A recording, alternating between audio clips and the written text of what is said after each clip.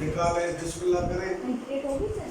हैं? एंटीडेट तो बता दिए जो कल के कंसेप्ट बताना थोड़ा सा कल आपने कहा था एंटी डेट का मैं याद बताऊंगा। कराना। जब आप लाभों की तरफ हो। तो मैडम घर से याद करके आई। रास्ते में कहा कि एंटीडेट गुजर गया होगा मैं लेट हो गई हूँ।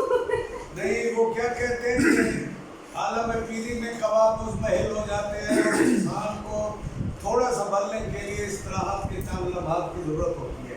मैं इस वजह से लेट हो गई, थोड़ा सा मैं भी सस्ताने के बैठ गया। तो भाई बिना बरी बात रखा हूँ तो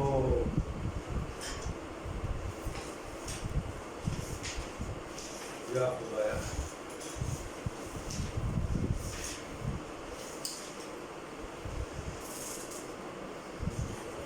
अच्छा जी,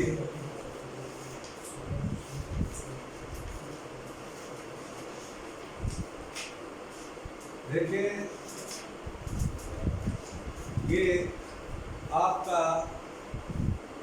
सफ़ा कौन सा है? ये एनेक्सर डी से है। थोड़ा सा बताना है, एंटी डेट का लफ्ज आ जाए आपने एक ही काम करना है। जब किसी को ये लिखा जाए फलां date of commission and he was awarded या granted antedate for 18 months या 6 मंथ्स या 1 ईयर, अब आपने ये करना है कि वो डेट ऑफ कमीशन में वो पीरियड माइनस कर लेना। यकीनन एंटी का पता है क्या? एंटी क्लॉकवाइज होता है, एक क्लॉकवाइज। एंटी बरक्स को कहते हैं। आप डेट ऑफ कमीशन से आगे चलना है, ऐसे है ना, असूली बात ऐसी तरह है ना। अगर हम आज भर्ती हुए हैं मिसाल है, तो हमारी सर्विस आगे बढ़ती जाएगी ना, आज से शुरू होकर आगे चलती जाएगी। और अगर वो हमारी सर्विस भर्ती तो हम आज हुए हैं, लेकिन हो ये कि हमें पीछे बैक डेट चले गए, आए नहीं थे, नौकरी आए नहीं थे, तो बैक डेट एंटी डेट इसीलिए कहते हैं कि वो उससे मुखालिफ बरअक्स। तो वो यूँ समझा जाएगा, मसलन एक बंदे को 1 जनवरी 2015 में कमीशन मिला, फर्ज किया उसको 1 साल की एंटी डेट सीनियरिटी है, तो आप या एंटी डेट उसमें ये भी लिखा जाता है फॉर पे पर्पज, फॉर पेंशन पर्पज या किसकी एंटी डेट सीनियरिटी का हमने कहाँ पढ़ा था, याद है? रूल तो निकाल के दिखाएं मुझे, यही तजर्बे तो करने हैं आपने। रूल कैसे निकलते हैं आपसे बताएं, कहाँ है? मुझे नहीं पता।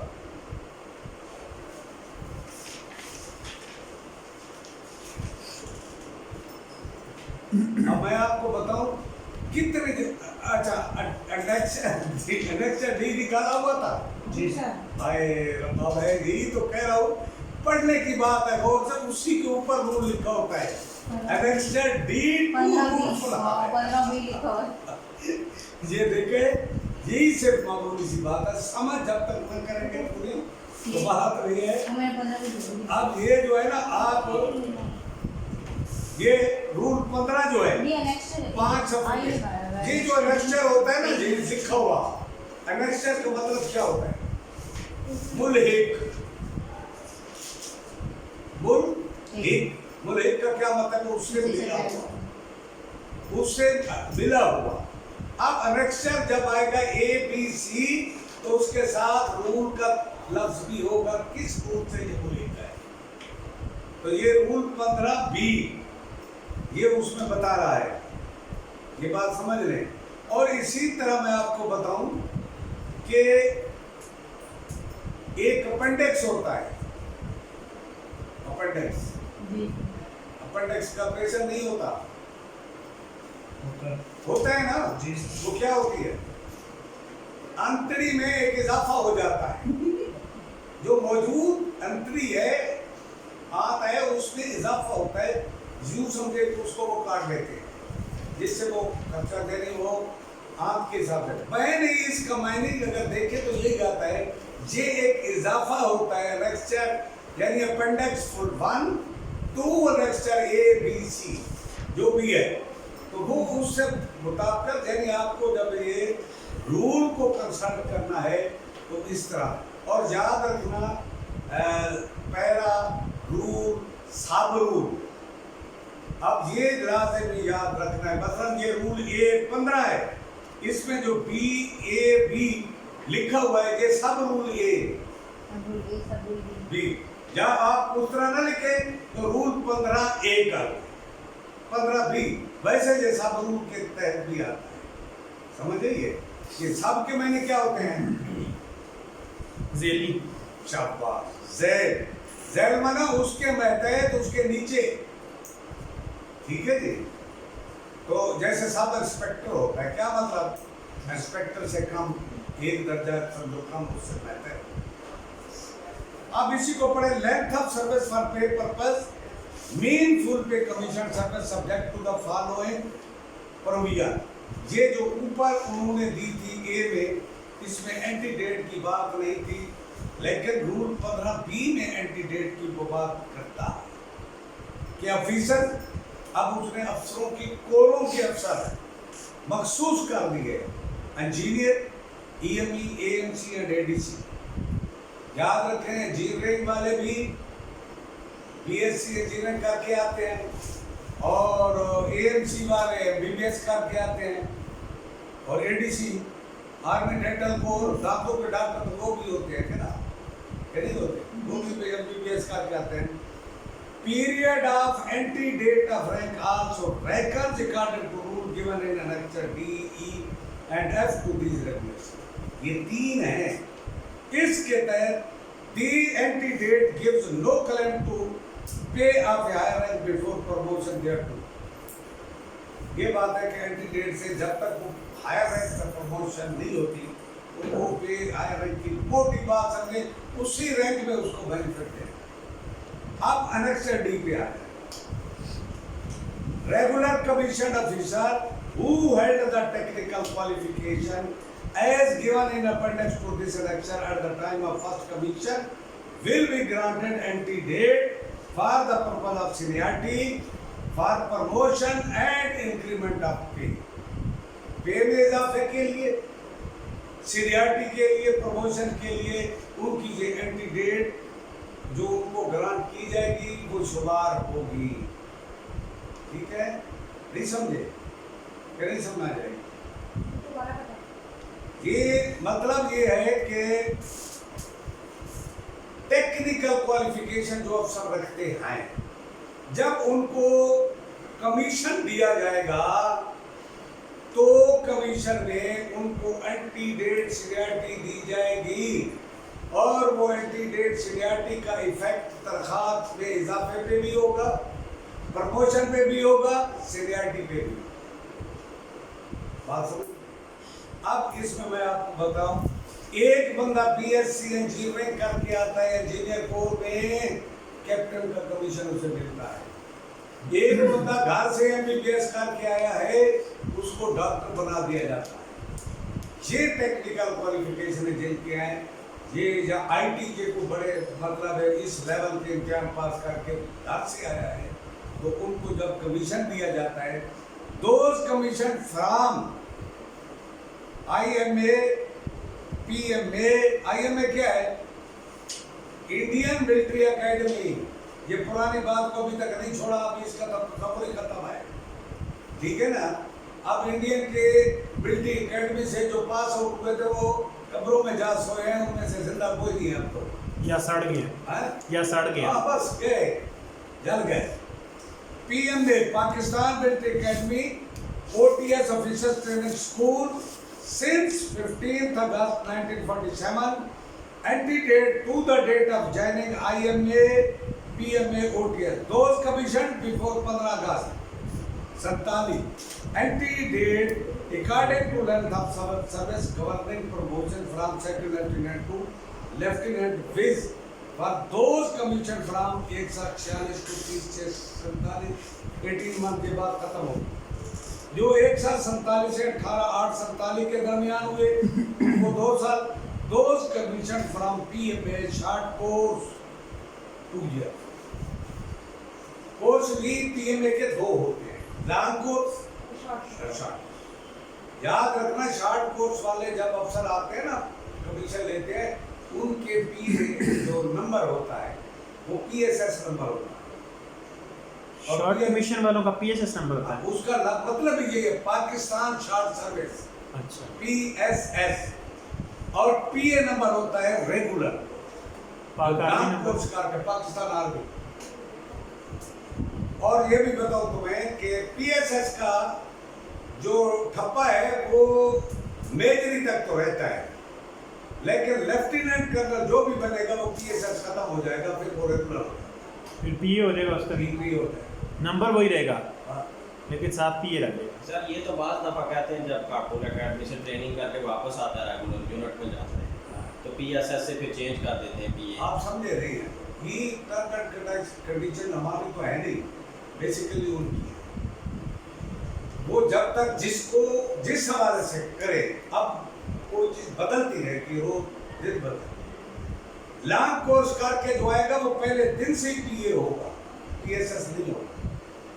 ये कोर्स की निशानदेही करता है, शॉर्ट कोर्स की और लॉन्ग कोर्स। लॉन्ग कोर्स 2 साल का, शॉर्ट कोर्स 9 महीने का भी हो सकता है, 6 महीने का भी, 3। जिनको ये एंटीडेट सीनियरिटी दे रहे हैं ये 3-3 महीने करते हैं, सिर्फ इनको रेफर पकड़ना सिखा दी, फायर करना सिखा दिया ये वो, क्योंकि ये तो डॉक्टर इंजीनियर होते हैं इसलिए इनके तो थोड़ा एक होता है। In addition to the antedate of commission under para 1 above, he will get further antedate of 2 years which will also count for seniority promotion and pay, but no back pay will be admissible. ये जो ऊपर seniority थी इसकी तनख्वाह भी मिलती थी, याद रखना, एरियर भी मिलता है।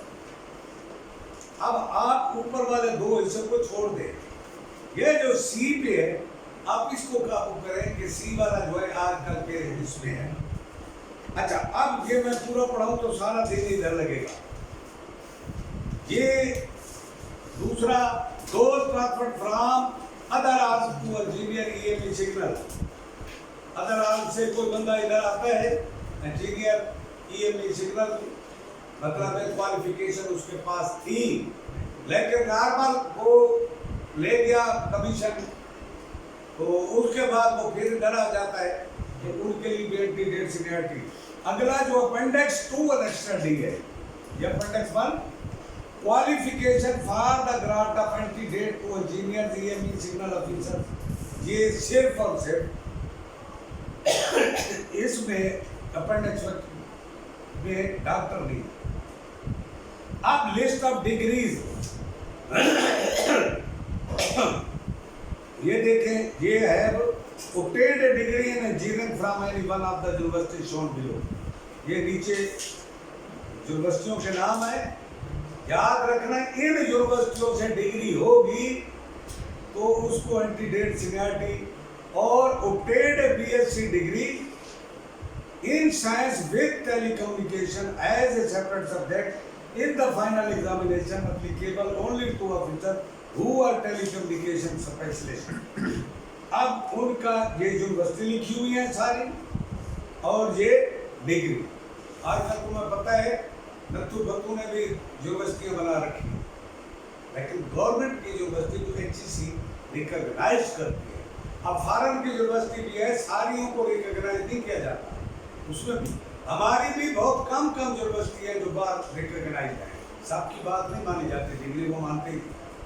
हमारे MPhil को अब बाकी तो छोड़ो, जहाँ की हर चीज़ के लिए हम मजाक उड़ाते हैं ये चाइना की बनी हुई है, भाई वो फौरी खराब होने वाली है, वहाँ पे भी हमारी MPhil की डिग्री को वो कहते हैं MSc करो जी दोबारा। MPhil तो गरीब 2 साल खा लगा दी, वहाँ पे दोबारा करेगा MPhil वगैरह, वहाँ पे करेगा, तो ये बात है। अब ये देख लें, आगे डिग्री है, ये यूनिवर्सिटी है। अब ई जो है ये एंटीडेट फॉर पेपर पर AMC ऑफिसर, ये AMC ऑफिसर के लिए Pakistan army supplementary reserve officer, but excluded associate officer is receipt of पे अंडर एनेक्सर बी। ये एनेक्सर बी इसके अंदर है। अब लिसेंशिएट ऑफिसरों का तो रिवाज ही खत्म हो गया। लिसेंशिएट क्या होते हैं? सनद याफ्ता। अब बात है कि उस जमाने में ग्रेजुएट डॉक्टर्स कम मिलते थे। पुराने जमाने में सिविलियन भी जो एमबीबीएस करते थे उसको डिग्री उस वक्त मिलती थी जब कंपलसरी आर्मी की 3 साल सर्विस करता था, नहीं तो एमबीबीएस की डिग्री नहीं देते थे। उसके बाद वो ऑप्शन देता भाई फौज में रहना है कि घर जाना है। उस वक्त फौज में लोग सिविल में जाते थे, फौज में नहीं आते। आजकल सिविल में अब पहले नंबर पे लोग कहते हैं कि फौजी आर्मी मेडिकल कॉलेज में दाखिला हो जाए तो क्या ही बात है, पहले ही दिन से वजीफे खर्चे खाने पीने सब वहाँ तो खर्चे आते। तो अब बात हम देखते हैं आज के दौर को, ये उन जमानों की बात है जब लिसेंशिएट ऑफिसर थे। आजकल तो ग्रेजुएट की कमी नहीं, ग्रेजुएट को नौकरियाँ नहीं मिल रही। ग्रेजुएट डॉक्टर्स जो एमबीबीएस करते हैं ये ग्रेजुएट, यानी लिसेंशिएट ऑफिसर्स को एंटीडेट सीनियरिटी नहीं मिलेगी। अब उनके लिए ये सारी चीजें लिखी हुई हैं। आगे है जी post graduate qualification for which antedate is admissible to medical officer. ये है बड़ा officer of the AMC, higher qualification, subject and qualification और एंटीडेट एडमिसिबल। कितनी एंटीडेट मिलेगी? एक तो नॉर्मल है भर्ती होने के बाद, उसके बाद ये डिग्री हासिल करेगा तो ये बकायदा शोबे लिखे हुए मेडिसिन का, ठीक है जी, psychiatry, psychology, anaesthesia, radiology, ENT, ophthalmology के पता नहीं क्या बोला है, ये पैथोलॉजी, ये सारे पब्लिक हेल्थ ये शोबों में उनके लिए है। आगे जो है लेक्चर है वो एडीसी ऑफिसर, डेंटल कोड के जो अफसर है उनके लिए। तो ये बंदे, मोटी बात आपको ये बताऊं, इन लोगों को हकदार हैं। और पहला जो है ग्रेजुएट होने की सूरत में जब आएंगे उनको वो जो 2 साल के लिए मिलती है। यही सर हमारा काम क्या है कि अगर उसके एंटीडेट के ऑर्डर्स हैं तो हम उस पर, वो अगर सवाल आया भी तो आपको ये लिखेंगे कि he was also granted antedate seniority for a period of 6 month, 9 month, 10 month. Date of commission बता देंगे। अब आपने ये करना, उसमें ये लफ्ज भी गौर से पढ़ना है कि एंटीडेट सीनियरिटी फॉर किस मकसद, फॉर पे, प्रमोशन, सीनियरिटी। फर्ज करो वो कहते हैं कि सिर्फ प्रमोशन के लिए दी है, अब पे के लिए नहीं दी तो हमने पे में तो उसको हमारा दखल क्यों नहीं। तो ये चीजें हमने उसमें जो है देखी। एंटीडेट का तस्वर ध्यान में आया। हमने जितनी भी एंटीडेट सीनियरिटी है जो उसकी एक्चुअल डेट ऑफ कमीशन है उससे माइनस करके हमने कंसिडर करना है कि इतना अर्सा पहले, यानी वो तारीख देखनी है कि इसकी ये डेट ऑफ कमीशन है। और फिर for ever according to the rank and year of commission service का जब फार्मूला अपनाएंगे तो वही date of antedate of seniority वाला इफेक्ट सामने रखेंगे। सिर्फ एक बार नहीं, जब तक वो टेबल में रहता है वो शामिल रहेगा। अंडरस्टैंड? सर जी किसी की 1/1/2015 है तो उसको अगर 1 साल का एंटीडेट देते हैं क्या तो 1/1/2014 2014। और सर जी ये भी रूल नहीं है कि मतलब एंटीडेट एक दफा नहीं मिलेगी, वो बाद में क्वालिफिकेशन बाद में वो है वो महीनों में है, वो महीनों में। वो लेकिन एक याद रखो, जो पढ़ के गया बाहर से आया है, हाँ जी, पोस्ट ग्रेजुएट है, उसको देते हैं। तो बहरहाल ये एंटीडेट सीनियरिटी देना उनका काम है, हम देख सकते हैं। और ये जो बाद वाली क्वालिफिकेशन है इसमें भी हम देखते हैं कि भाई डिग्रियां कौन सी, ठीक है जी, कौन सी डिग्री इसके पास है। अब उसके मुताबिक जो है ना उसको एंटीडेट सीनियरिटी काउंट होगी। अब समझ आ गई है कि नहीं आई? बताएं मुझे। सफर हमने बड़ा करना है, मेरे साथ भागना पड़ेगा आप लोगों को। जैसे मैं दौड़ता हूँ आप भी दौड़ो। जो पॉइंट आउट है, एक बात आप